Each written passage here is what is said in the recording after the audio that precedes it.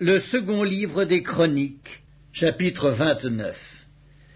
Ézéchias devint roi à l'âge de 25 ans, et il régna 29 ans à Jérusalem.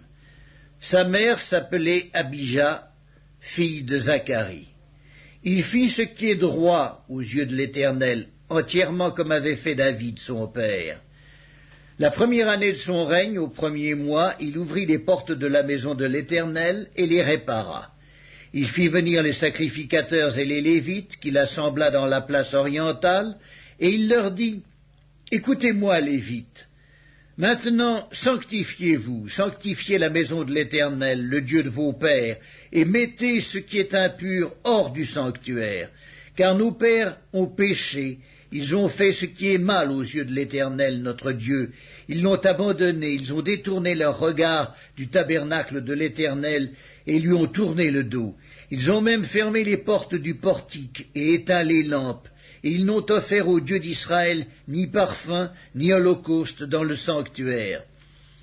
Aussi la colère de l'Éternel a été sur Juda et sur Jérusalem, et il les a livrés au trouble, à la désolation et à la moquerie, comme vous le voyez de vos yeux. Et voici, à cause de cela, nos pères sont tombés par l'épée, et nos fils, nos filles et nos femmes sont en captivité. J'ai donc l'intention de faire alliance avec l'Éternel, le Dieu d'Israël, pour que son ardente colère se détourne de nous. Maintenant, mes fils, cessez d'être négligents, car vous avez été choisis par l'Éternel pour vous tenir à son service devant lui, pour être ses serviteurs et pour lui offrir des parfums. Et les Lévites se levèrent. Macat, fils d'Amasaï, Joël, fils d'Azaria, des fils des Kéatites, et des fils des Mérarites, Kis, fils d'Abdi, Azaria, fils de Jéhalélel, et des Gerconites, Joach, fils de Zimma, Éden, fils de Joach, et des fils d'Élitsaphon, Skimri et Jéhiel, et des fils d'Azaph, Zacharie et Mattania, et des fils d'Éman, Jéhiel et Skiméi, et des fils de Yédoutoun, Skemaéja et Uziel. Ils réunirent leurs frères, et après s'être sanctifiés, ils vinrent pour purifier la maison de l'Éternel, selon l'ordre du roi, et d'après les paroles de l'Éternel. Les sacrificateurs entrèrent dans l'intérieur de la maison de l'Éternel pour la purifier. Ils sortirent toutes les impuretés qu'ils trouvèrent dans le temple de l'Éternel, et les mirent dans le parvis de la maison de l'Éternel, où les Lévites les reçurent pour les emporter dehors au torrent de Cédron. Ils commencèrent ces purifications le premier jour du premier mois. Le 8e jour du mois, ils entrèrent dans le portique de l'Éternel, et ils mirent 8 jours à purifier la maison de l'Éternel. Le 16e jour du premier mois, ils avaient achevé. Ils se rendirent ensuite chez le roi Ézéchias, et ils dirent, « Nous avons purifié toute la maison de l'Éternel, l'autel des holocaustes et tous ses ustensiles, et la table des pains de proposition et tous ses ustensiles. Nous avons remis en état et purifié tous les ustensiles que le roi Akaz avait profanés pendant son règne, lors de ses transgressions. Ils sont devant l'autel de l'Éternel. » Le roi Ézéchias se leva de bon matin, assembla les chefs de la ville et monta à la maison de l'Éternel. Ils offrirent 7 taureaux, 7 béliers, 7 agneaux et 7 boucs en sacrifice d'expiation pour le royaume, pour le sanctuaire et pour Juda.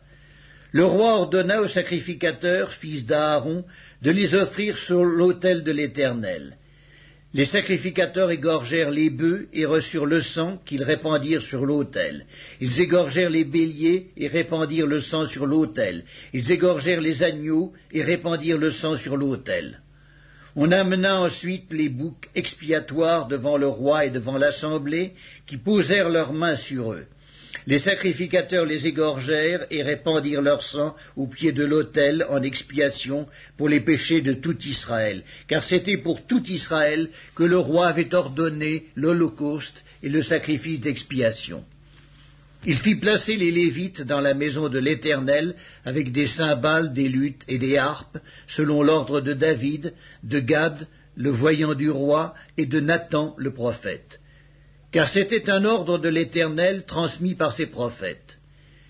Les Lévites prirent place avec les instruments de David et les sacrificateurs avec les trompettes. Ézéchias ordonna d'offrir l'holocauste sur l'autel, et au moment où on commença l'holocauste, commença aussi le chant de l'Éternel au son des trompettes et avec accompagnement des instruments de David, roi d'Israël. Toute l'assemblée se prosterna, et on chanta le cantique et l'on sonna des trompettes, le tout jusqu'à ce que l'holocauste fût achevé. Et quand on eut achevé d'offrir l'holocauste, le roi et tous ceux qui étaient avec lui fléchirent le genou et se prosternèrent. Puis le roi Ézéchias et les chefs dirent aux Lévites de célébrer l'Éternel avec les paroles de David et du prophète Asaph. Et ils le célébrèrent avec des transports de joie, et ils s'inclinèrent et se prosternèrent. Ézéchiel prit alors la parole et dit, « Maintenant que vous vous êtes consacrés à l'Éternel, approchez-vous, amenez des victimes et offrez des sacrifices d'action de grâce à la maison de l'Éternel. » Et l'assemblée amena des victimes et offrit des sacrifices d'action de grâce, et tous ceux dont le cœur était bien disposé offrirent des holocaustes. Le nombre des holocaustes offerts par l'assemblée fut de 70 bœufs, 100 béliers et 200 agneaux. Toutes ces victimes furent immolées en holocauste à l'Éternel, et l'on consacra encore 600 bœufs et 3000 brebis. Mais les sacrificateurs étaient en petit nombre, et ils ne purent dépouiller tous les holocaustes. Leurs frères, les Lévites, les aidèrent jusqu'à ce que l'ouvrage fût fini, et jusqu'à ce que les autres sacrificateurs se fussent sanctifiés, car les Lévites avaient eu plus à cœur de se sanctifier que les sacrificateurs. Il y avait d'ailleurs beaucoup d'holocaustes avec les graisses des sacrifices d'action de grâce et avec les libations des holocaustes. Ainsi fut rétabli le service de la maison de l'Éternel. Ézéchias et tout le peuple se réjouirent de ce que Dieu avait bien disposé le peuple, car la chose se fit subitement. Le second livre des Chroniques, chapitre 30. Ézéchias envoya des messagers dans tout Israël et Juda, et il écrivit aussi des lettres à Éphraïm et à Manassé, pour qu'ils vinssent à la maison de l'Éternel à Jérusalem célébrer la Pâque en l'honneur de l'Éternel, le Dieu d'Israël. Le roi, ses chefs et toute l'assemblée avaient tenu conseil à Jérusalem afin que la Pâque fût célébrée au second mois, car on ne pouvait la faire en son temps parce que les sacrificateurs ne s'étaient pas sanctifiés en assez grand nombre et que le peuple n'était pas rassemblé à Jérusalem. La chose ayant eu l'approbation du roi et de toute l'assemblée, ils décidèrent de faire une publication dans tout Israël, depuis Beersheba jusqu'à Dan, pour que l'on vînt à Jérusalem célébrer la Pâque en l'honneur de l'Éternel, le Dieu d'Israël, car elle n'était plus célébrée par la multitude comme il est écrit. Les coureurs allèrent avec les lettres du roi et de ses chefs dans tout Israël et Juda. Et d'après l'ordre du roi, ils dirent, « Enfants d'Israël, revenez à l'Éternel, le Dieu d'Abraham, d'Isaac et d'Israël, afin qu'il revienne à vous, reste échappé de la main des rois d'Assyrie. Ne soyez pas comme vos pères et comme vos frères, qui ont péché contre l'Éternel, le Dieu de leur père, et qui l'a livré à la désolation, comme vous le voyez. Ne raidissez donc pas votre cou comme vos pères. Donnez la main à l'Éternel, venez à son sanctuaire, qu'il a sanctifié pour toujours, et servez l'Éternel votre Dieu, pour que sa colère ardente se détourne de vous. Si vous revenez à l'Éternel, vos frères et vos fils trouveront miséricorde auprès de ceux qui les ont emmenés captifs, et ils reviendront dans ce pays. Car l'Éternel votre Dieu est compatissant et miséricordieux, et il ne détournera pas sa face de vous si vous revenez à lui. » Les coureurs allèrent ainsi de ville en ville dans le pays d'Éphraïm et de Manassé, et jusqu'à Zabulon. Mais on se riait et l'on se moquait d'eux. Cependant, quelques hommes d'Azer, de Manassé et de Zabulon s'humilièrent et vinrent à Jérusalem. Dans Juda aussi, la main de Dieu se déploya pour leur donner un même cœur et leur faire exécuter l'ordre du roi et des chefs selon la parole de l'Éternel. Un peuple nombreux se réunit à Jérusalem pour célébrer la fête des pains sans levain au second mois. Ce fut une immense assemblée. Ils se levèrent et ils firent disparaître les autels sur lesquels on sacrifiait dans Jérusalem, et tous ceux sur lesquels on offrait des parfums, et ils les jetèrent dans le torrent de Cédron. Ils immolèrent ensuite la Pâque le 14e jour du second mois. Les sacrificateurs et les Lévites, saisis de confusion, s'étaient sanctifiés et ils offrirent des holocaustes dans la maison de l'Éternel. Ils occupaient leur place ordinaire, conformément à la loi de Moïse, homme de Dieu, et les sacrificateurs répandaient le sang qu'ils recevaient de la main des Lévites. Comme il y avait dans l'assemblée beaucoup de gens qui ne s'étaient pas sanctifiés, les Lévites se chargèrent d'immoler les victimes de la Pâque pour tous ceux qui n'étaient pas purs, afin de les consacrer à l'Éternel.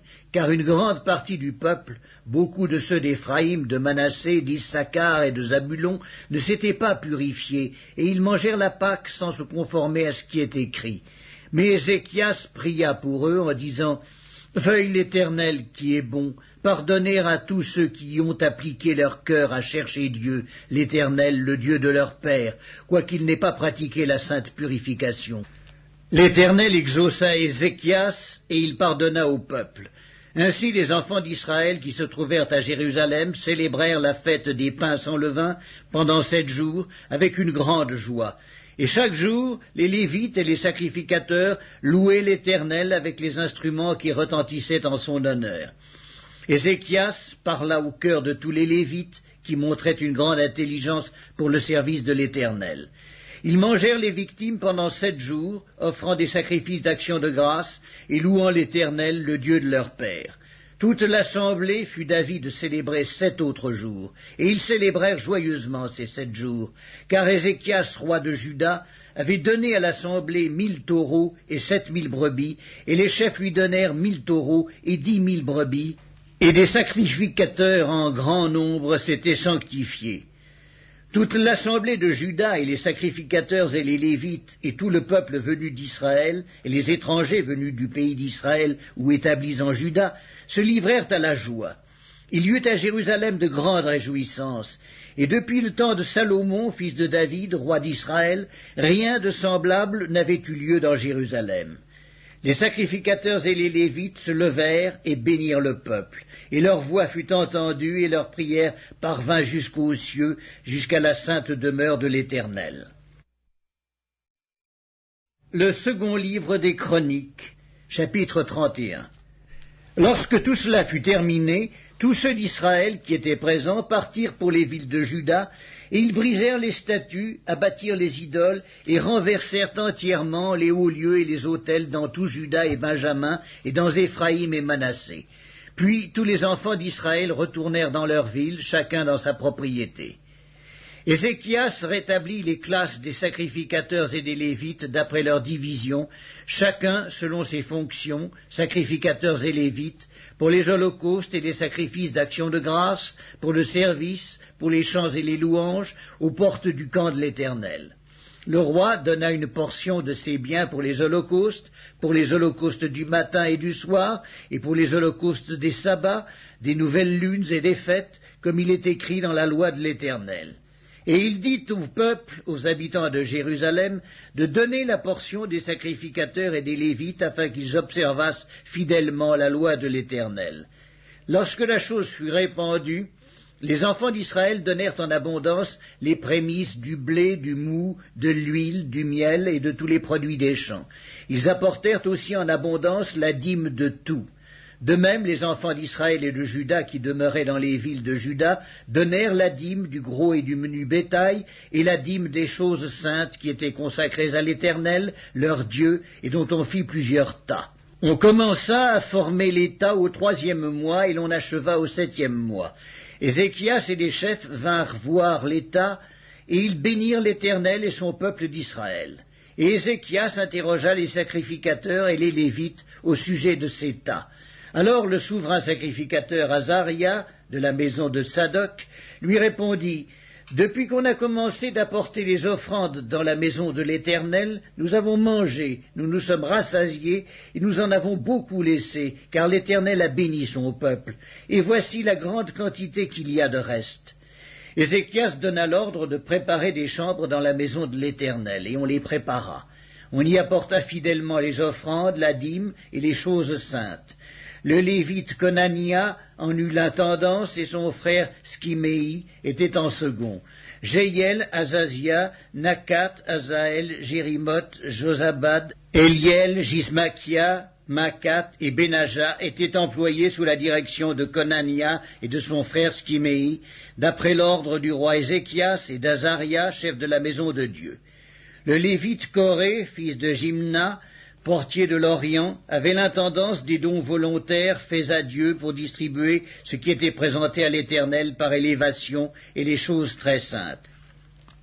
Dans les villes sacerdotales, Éden, Benjamin, Josué, Semaïja, Amaria, Skekania étaient placés sous sa direction pour faire fidèlement les distributions à leurs frères, grands et petits, selon leur division, aux mâles enregistrés depuis l'âge de 3 ans et au-dessus, à tous ceux qui entraient journellement dans la maison de l'Éternel pour faire leur service selon leurs fonctions et selon leur division, aux sacrificateurs enregistrés d'après leur maison paternelle, et aux Lévites de 20 ans et au-dessus, selon leurs fonctions et selon leur division, à ceux de toute l'assemblée enregistrés avec tous leurs petits-enfants, leurs femmes, leurs fils et leurs filles, car ils se consacraient fidèlement au service du sanctuaire.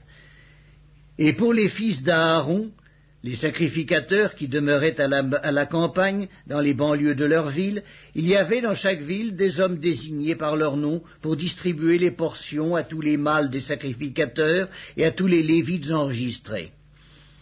Voilà ce que fit Ézéchias dans tout Juda.